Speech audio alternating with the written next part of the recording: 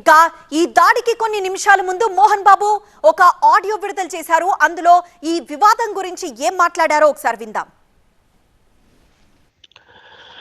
మనోజ్, నువ్వు నా బిడ్డవి. లక్ష్మీ ప్రసన్న, విష్ణువర్ధన్ బాబు, మనోజ్ కుమార్, నిన్ను ఎలా పెంచానురా నేను? అందరికంటే నిన్నే గారాభంగా పెంచానురా.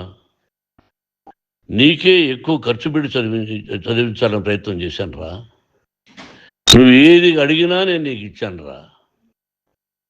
కానీ ఈ రోజున నువ్వు చేస్తున్న పని బిడ్డల గుండెల మీద తంతారంటారే, అలా తన్నేవరా. మనసు ఆవేదనతో కింగిపోతుందిరా. నేను మీ అమ్మ ఏడ్చుకుంటున్నావురా. నువ్వు నన్ను కొట్టడం ఏంట్రా? నా బిడ్డ నన్ను తాకలా. ఇద్దరం ఘర్షణ పడ్డాం కొన్ని కారణాల వల్ల. ప్రతి ఫ్యామిలీలోనూ ఉంటాయిరా ఇవి. లేనివాడు ఎవరైనా ఉంటే ప్రపంచంలో ఒకరున్నారేమో, 1% ఉంటుందేమో. అటువంటి వాళ్ళ ఇంటికి వెళ్ళి కాళ్ళు గడిగి నిద్ర పూసుకోవచ్చు. భారత భాగవత రామాయణాలు చూశావు కదరా. ఏమిటిది? మీ అమ్మ ఎంత కుమిలిపోతుంది ఈ రోజున హాస్పిటల్ చేరింది. నీ వల్ల హాస్పిటల్ చేరుతాను. చూడు మనోజ్, నీకన్నీ ఇచ్చినా ఈ రోజున నువ్వు నా గుండెల మీద తనడమే కాకుండా అపకీర్తి తీసుకొచ్చావు. ఏదేదో రాశావు, ఏదేదో చెప్తున్నావు. కొంతమంది జర్నలిస్టులు ఉన్నది లేనిది, లేనిది ఉన్నట్టు రాసేవాళ్ళ తత్వం వాళ్ళకి. ఎందుకంటే టీఆర్పీ పెరగాలి. ఇది వాళ్ళ నైజం. మనం మార్చలేము. వాళ్ళందరి మీద మన కోర్టుకు వెళ్ళలేము. వాక్ స్వాతంత్రం అంటారు, ప్రజాస్వామ్యం అంటారు. ప్రజాస్వామ్యంలో కూడా కొన్ని హద్దులు ఉన్నాయి. ఇది నీకు తెలుసు అనుకున్నా. ఎంత మంచి నటుడివి నువ్వు.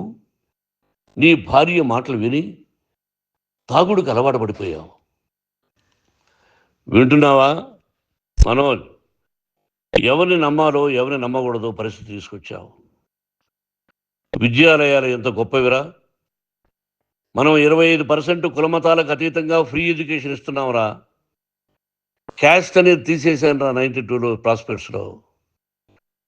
నువ్వు చదువుకున్నావురా. అక్కడ చదువుకున్న బిడ్డలు ఐఏఎస్, ఐపీఎస్ అయ్యారురా. ఎంతోమంది గొప్పవాళ్ళు అయ్యారురా. నువ్వు నటుడుగా ఎంతో గొప్పవాడివి. తాగుడికి అలవాడబడి నువ్వు నీ భార్య ఇంట్లో బిహేవ్ చేస్తున్న విధానం ఆ భగవంతుడు సర్వేశ్వరుడు తెలుసు. భగవంతుడు చూస్తున్నాడు రా. నేను తప్పు చేసినా, నువ్వు తప్పు చేసినా, ఎవరు తప్పు చేసినా. ఎంత అవకాశం ఇచ్చావు మాట్లాడుకునేదానికి అందరికీ. ఇన్ని సంవత్సరాల్లో మన విద్యాలయాల్లో ఒక్క తల్లి కానీ ఒక తండ్రి కానీ ఏమైనా చెప్పారా? ఆ బిడ్డలు మన బిడ్డలు రా. మీరెంతో నాకు అక్కడ ఉన్నవాడు కూడా నా కూతుర్లు, నా కుమారులు. ఎంతమందికి ఫ్రీ ఎడ్యుకేషన్ ఇస్తున్నావు. వాళ్ళ దగ్గర ఏది ఆశించలా. నువ్వు ఎందుకు ఇలా తయారైపోయావు? ఎందుకు ఇంట్లో ఉండే పని వాళ్ళందరినీ కొడుతున్నావు? పనివాడు వాడు పని చేసుకోవడానికి మన ఇంటికి వచ్చాడు రా. ఆ పనివాడిని కొట్టడం చాలా మహాపాపంరా. నేను వేరురా. నేను దండించడం వేరురా. నేను ఎవరిని ఆ చిన్న వాళ్ళని కొట్టి అజ్జేసి ఇచ్చేసి చేయలేదురా. సినిమా ఇండస్ట్రీలో మోహన్ బాబు కొడతాడు, తిడతాడు అంటే అది షూటింగ్లో జరిగి ఉండొచ్చేమో. కానీ ఇంట్లో ఉండి 10 సంవత్సరాల నుంచి 20 సంవత్సరాల నుంచి పనివాళ్ళు ఉన్నారు. నేను ఇంట్లో లేని సమయంలో వాళ్ళందరినీ కొట్టి వాళ్ళ ఫోన్ లాక్కొని ఒకడైతే చచ్చిపోవాలి. వాడు పోలీస్ కంప్లైంట్ ఇచ్చి ఉండొచ్చు. నేను వద్దు అని వాడిని బతిమాలాడు. పోలీస్ కంప్లైంట్ కూడా ఇవ్వలా. ఇంకా సో అది ఈ వీడియో మోహన్ బాబు దాడికి కొన్ని నిమిషాల ముందు రిలీజ్ చేశారు. అక్కడ కూడా జర్నలిస్టుల గురించి ఆయన ప్రస్తావించారు. జర్నలిస్టులు తమ ఇష్టానుప్రకారంగా, అంటే ఉన్నది లేనట్లు లేనిది ఉన్నట్లు రాస్తారు టీఆర్పీ కోసం, అవన్నీ పట్టించుకోవద్దు, వాటన్నింటినీ కేసులుగా మలుచుకుంటే అవి నిలబడవు అనుకుంటూ ఆయన మాట్లాడారు.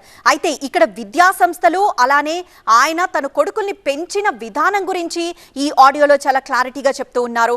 మరోవైపు ఇక్కడ చాలా స్పెసిఫిక్గా మంచు మనోజ్ ఇంట్లో పనిచేస్తున్న వాళ్ళపై దాడి చేస్తున్నారని, ఏకంగా చచ్చిపోయే పరిస్థితి వచ్చేంత వరకు అక్కడ పనిచేస్తున్న ఒక వ్యక్తిపై దాడి చేశాడు మనోజ్. అతను కంప్లైంట్ కూడా చెయ్యొచ్చు కానీ చెయ్యలేదు అని మోహన్ బాబు జస్ట్ ఈ దాడికి కొద్ది నిమిషాల ముందు మాత్రమే ఈ ఆడియోని రిలీజ్ చేశారు.